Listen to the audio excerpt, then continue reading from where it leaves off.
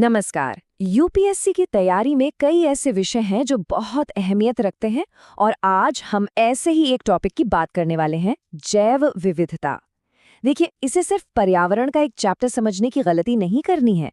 ये तो हमारे ग्रह के स्वास्थ्य और हमारे भविष्य की कहना चाहिए बुनियाद है। तो चलिए आज इस विषय की गहराइयों में उतरते हैं और इसे आसान बनाते हैं। अच्छा, इस चर्चा को शुरू करने से पहले एक सवाल पर सोचते हैं। एक जंगल और एक लाइब्रेरी में क्या कोई समानता हो सकती है? सुनने में थोड़ा अजीब लग सकता है, लेकिन यकीन मानिए, यही सवाल बायोडाइवर्सिटी के पूरे कॉन्सेप्ट को समझने की चाबी है। तो इस सवाल को जरा ध्यान में रखिएगा, हम इस पर जरूर लौटेंगे। तो सबसे पहला और सबसे जरूरी सवाल, आखिर ये जैव विविधता या बायोडाइवर्सिटी है क्या? ये एक ऐसा शब्द है जो हम सब ने कहीं ना कहीं सुना है, पर परीक्षा के लिहाज से इसकी सटीक परिभाषा जानना वो बहुत जरूरी है। तो आसान भाषा में कहें तो बायोडाइवर्सिटी का मतलब है हमारी धरती पर मौजूद जिंदगी का पूरा ताना बाना, मतलब सब कुछ। सबसे छोटे जीन से लेकर बड़े बड़े जंगलों और महासागरों तक सब कुछ इसमें शामिल है। अच्छा, याद है वो लाइब्रेरी वाला सवाल? चलिए उस पर वापस आते हैं। सोच कर देखिए, अगर हमारी पृथ्वी एक बहुत बड़ी लाइब्रेरी है तो हर एक प्रजाति अपने आप में एक किताब है। हर जीन एक अक्षर है और हर इकोसिस्टम यानी कि जंगल या रेगिस्तान उस लाइब्रेरी का एक पूरा सेक्शन है। ना कमाल की बात। अब ये जो जिंदगी की इतनी बड़ी वैरायटी है, इसे बेहतर ढंग से समझने के लिए वैज्ञानिक इसे 3 मेन लेवल्स या स्तरों पर देखते हैं। ये 3 स्तंभ मिलकर ही बायोडाइवर्सिटी की पूरी तस्वीर बनाते हैं। और हाँ, यूपीएससी के लिए इन्हें समझना बहुत ही ज्यादा जरूरी है। पहला लेवल है जेनेटिक डाइवर्सिटी, यानी आनुवंशिक विविधता। इसका मतलब है एक ही स्पीशीज के अंदर जीन्स में मिलने वाला फर्क। जैसे हम सब इंसान हैं, एक ही प्रजाति, पर क्या कोई भी 2 इंसान बिल्कुल एक जैसे दिखते हैं? नहीं ना। यही है जेनेटिक डाइवर्सिटी। ये असल में जीवन की अल्फाबेट है, जो किसी भी प्रजाति को बदलते हुए माहौल में ढलने की ताकत देती है। दूसरा लेवल, जिसे हम सब सबसे ज्यादा पहचानते हैं, वो है स्पीशीज डाइवर्सिटी या प्रजातीय विविधता।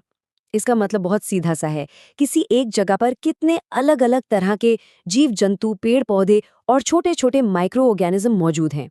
ये हमारी उस लाइब्रेरी की अलग अलग किताबें हैं और हर किताब की कहानी बिल्कुल अनोखी है। और तीसरा और सबसे बड़ा लेवल है इकोसिस्टम डाइवर्सिटी, यानी पारिस्थितिकी तंत्र विविधता। इसमें आते हैं अलग अलग तरह के हैबिटेट्स, जैसे जंगल, रेगिस्तान, घास के मैदान या फिर समंदर के अंदर कोरल रीफ्स। ये हमारी लाइब्रेरी के अलग अलग सेक्शन की तरह है, जहाँ खास तरह की किताबों का कलेक्शन होता है और वो सब मिलकर एक बड़ा सिस्टम बनाते हैं। तो चलिए इन तीनों स्तरों को एक साथ रखकर देखते हैं। एक ही प्रजाति के अंदर जीन्स की वैरायटी, फिर अलग अलग प्रजातियों की वैरायटी, और फिर पूरे के पूरे इकोसिस्टम की वैरायटी। ये तीनों जब मिलते हैं तब जाकर बायोडाइवर्सिटी की पूरी कहानी बनती है। ये टेबल एक क्विक रिवीजन के लिए काफी काम की है। ठीक है, तो हमने ये तो समझ लिया कि बायोडाइवर्सिटी क्या है और इसके लेवल्स क्या हैं। पर सवाल ये है कि ये हमारे लिए इतनी जरूरी क्यों है? इसके महत्व को समझने के लिए हम इसे प्रकृति का खजाना कह सकते हैं। तो चलिए जरा देखते हैं कि इस खजाने में आखिर है क्या-क्या। असल में होता ये है कि बायोडाइवर्सिटी हमें अनगिनत इकोसिस्टम सर्विसेज मुफ्त में देती है। जो हवा हम लेते हैं, जो पानी हम पीते हैं, जो खाना हम खाते हैं, ये सब एक हेल्दी बायोडाइवर्सिटी की ही तो देन है। और बात सिर्फ यहीं तक सीमित नहीं है। अरबों खरबों की अर्थव्यवस्था का आधार भी यही है। सोचिए, दवाओं से लेकर टूरिज्म तक सब कुछ इसी पर तो टिका है। मशहूर बायोलॉजिस्ट थॉमस आइजनर ने क्या खूब कहा था कि जैव विविधता हमारा सबसे बड़ा खजाना है और इसे हर कीमत पर बचाना चाहिए। ये सिर्फ एक साइंटिफिक कॉन्सेप्ट नहीं है, ये वाकई एक ऐसा खजाना है जिसकी हिफाजत करना हम सबकी जिम्मेदारी है। लेकिन एक बहुत बड़ी लेकिन है। बदकिस्मती से ये खजाना आज बहुत बड़े खतरे में है। हमारी कहानी का ये हिस्सा उस समस्या के बारे में है जिसका हम सब सामना कर रहे हैं, ग्लोबल बायोडाइवर्सिटी क्राइसिस। वैज्ञानिक बायोडाइवर्सिटी के विनाश के 5 बड़े कारण बताते हैं। इन्हें द ईवल क्विंटेट या दुष्ट पंचक भी कहा जाता है। इसमें क्या क्या शामिल हैं? आवासों का खत्म होना, बाहर से आई आक्रामक प्रजातियां, बढ़ता हुआ प्रदूषण, संसाधनों का ज़रूरत से ज़्यादा इस्तेमाल और क्लाइमेट चेंज। ये पांचों मिलकर हमारे ग्रह के जीवन पर ज़बरदस्त दबाव डाल रहे हैं। और ये जो खतरा है ना, ये कोई छोटी मोटी बात नहीं है। आंकड़े सचमुच चौंकाने वाले हैं। एक यूएन रिपोर्ट की माने तो आज की तारीख में करीब करीब 10 लाख, जी हाँ, 10 लाख प्रजातियां विलुप्त होने की कगार पर हैं। ये सिर्फ एक नंबर नहीं है, ये एक अलार्म है, एक बहुत बड़ी चेतावनी कि अब एक्शन लेने का वक्त आ गया है, बल्कि वक्त निकला जा रहा है। लेकिन सारी उम्मीदें खत्म नहीं हुई हैं। अच्छी खबर ये है कि इस संकट के जवाब में दुनिया भर में इसे बचाने की कोशिशें भी हो रही हैं।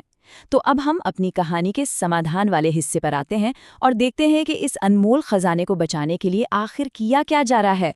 इसे बचाने के मुख्य तौर पर 2 तरीके हैं। पहला है इन सीटू यानी स्वस्थानी संरक्षण। इसमें प्रजातियों को उनके नेचुरल घर में ही बचाया जाता है, जैसे नेशनल पार्क या वाइल्ड लाइफ सैंक्चुरी बनाकर। और दूसरा है एक्स सीटू यानी बाह्य स्थानीय संरक्षण। इसमें प्रजातियों को उनके प्राकृतिक घर से बाहर ले जाकर सुरक्षित किया जाता है, जैसे कि जू में या फिर सीड बैंक्स में। और इन तरीकों को लागू करने के लिए एक पूरा सिस्टम है जो लोकल लेवल से लेकर ग्लोबल लेवल तक काम करता है।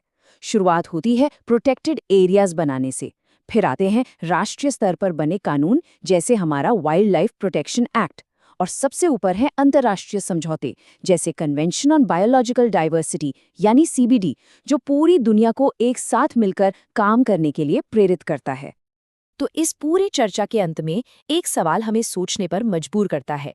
अगर बायोडाइवर्सिटी हमारे ग्रह के लिए भविष्य के खतरों के खिलाफ एक इंश्योरेंस पॉलिसी की तरह है, जो हमें क्लाइमेट चेंज, खाने की कमी और बीमारियों से बचा सकती है, तो सवाल ये है कि इस पॉलिसी का प्रीमियम कौन भरेगा?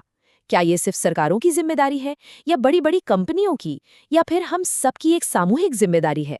ये एक बहुत ही महत्वपूर्ण प्रश्न है जिस पर विचार करना जरूरी है।